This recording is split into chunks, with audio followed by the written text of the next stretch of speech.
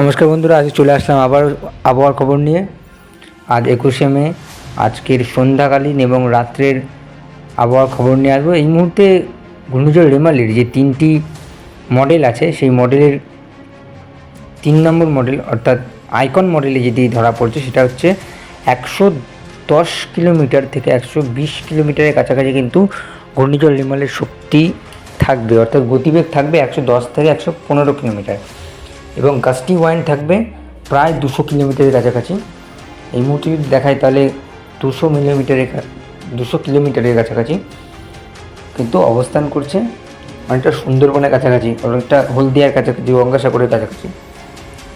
অর্থাৎ এই মডেল অনুযায়ী, আইকন মডেল অনুযায়ী যদি এই ঘূর্ণিঝড়টি আছড়ে পড়ে তাহলে একটি বিশাল সংকট এবং পশ্চিমবঙ্গে একটি বিরাট দুর্যোগের সংখ্যা আছে।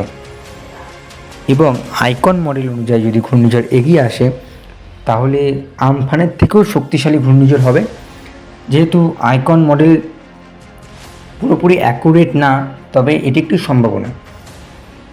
এদিকে বৃষ্টিপাত কিন্তু প্রবল বেগে হবে, অর্থাৎ আগামী 3 ঘন্টায় প্রায় 170 থেকে 160 মিলিমিটার অবধি কিন্তু বৃষ্টিপাত হবে। এরপরে জলোচ্ছ্বাসের দিকে যদি আসি, জলোচ্ছ্বাস কিন্তু প্রবল থাকবে, অর্থাৎ প্রায় 9 মিটারের কাছাকাছি, প্রায় 9 মিটার দক্ষিণ পূর্ব দিকে কিন্তু এই জলোচ্ছ্বাস থাকবে, অর্থাৎ প্রবল জলোচ্ছ্বাস। যদি এই আইকন মডেল সঠিক হয় এবং অ্যাকুরেট মডেল হয় তাহলে কিন্তু একটি প্রবল জলোচ্ছ্বাসের সাথে দক্ষিণবঙ্গের একাধিক জেলায় ক্ষয়ক্ষতি, বৃষ্টিপাত, ঘূর্ণিঝড়, একাধিক দুর্যোগ দেখা যাবে।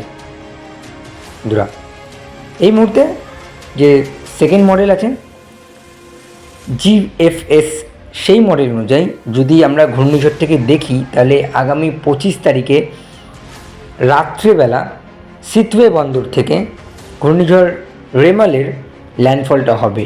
অর্থাৎ জিএফএস মডেল অনুযায়ী ঘূর্ণিঝড় রেমাল মায়ানমারের দিকে কিন্তু আঘাত হানবে। এই ক্ষেত্রে গাস্টি ওয়াইন্ড বলছে 110 থেকে 115 কিলোমিটারের কাছাকাছি গাস্টি ওয়াইন্ড থাকবে।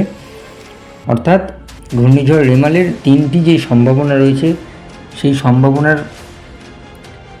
অনুযায়ী সেকেন্ড সম্ভাবনা অর্থাৎ জিএফএস মডেল অনুযায়ী বৃষ্টিপাত ভালোই এক মাত্রা জুড়ে হবে এবং জলোচ্ছ্বাসও রয়েছে প্রায় 6 মিটারের কাছাকাছি সিটওয়ে বন্দরে, এবং সিটওয়ে বন্দরের কা ঘেঁষে এই জলোচ্ছ্বাস 6 মিলিমিটারের কাছাকাছি কিন্তু থাকবে, অর্থাৎ সেই একই প্রতিচ্ছবি।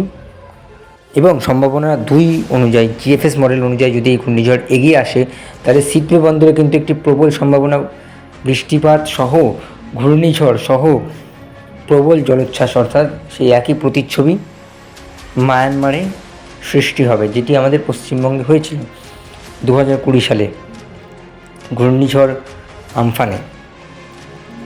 এবং গাস্টি ওয়াইন্ড কিন্তু থাকবে এক প্রকার চিটাগংয়ের দিকে এবং মহেশখালীর দিকে। গাস্টি ওয়াইন্ড 100 কিলোমিটার পার হাওয়ারে থাকবে।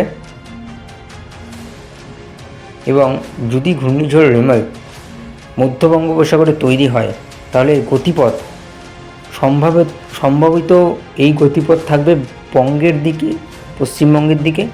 তবে যেহেতু এখনও তৈরি হয়নি ঘূর্ণিঝড় রেমাল, সেহেতু এই সম্বন্ধে পুরোপুরি সঠিক ধারণা কিন্তু এখনও পর্যন্ত দেওয়া যাবে না। এরপর যেটি সবথেকে অ্যাকুরেট আপডেট সেটা হচ্ছে ECMWF মডেল, এবং সেই মডেল অনুযায়ী কিন্তু ঘূর্ণিঝড় রেমাল কিন্তু অনেকটা বাংলাদেশের দিকে আছড়ে পড়বে। এই মুহূর্তে এর ফলে প্রবল বন্যা সম্ভাবনা রয়েছে। ঘূর্ণিঝড় রেমালে কিন্তু প্রবল ক্ষয়ক্ষতি হবে, দুর্যোগের একটি বড় আশঙ্কা রয়েছে। এই মুহূর্তে আজ রাতে কোথায় কোথায় বৃষ্টিপাত হবে সেই নিয়ে আলোচনা করব। ঘূর্ণিঝড় রেমালের আলোচনা শেষ করে এখন বৃষ্টিপাত কোথায় কোথায় চলছে। এই মুহূর্তে আজ রাতে বৃষ্টিপাত হবে উপরের জেলাগুলি, অর্থাৎ মালদা, বালুরঘাটের দিকে একটু বৃষ্টিপাত রয়েছে, দিকে বাংলাদেশের বগুড়ার দিকে, কলাইয়ের দিকে একটু বৃষ্টিপাত রয়েছে, রাজশাহীর দিকে একটু বৃষ্টিপাত রয়েছে। অর্থাৎ বৃষ্টিপাত উপরের জেলায় হালকা থেকে মাঝারি ছিটে ফোটা বৃষ্টিপাত রয়েছে। গরম থেকে যেহেতু স্বস্তি পেয়েছে, ব্যবসা করুন চলে গেছে, সেহেতু সেই রকম কোনো গরমের সম্ভাবনা নেই।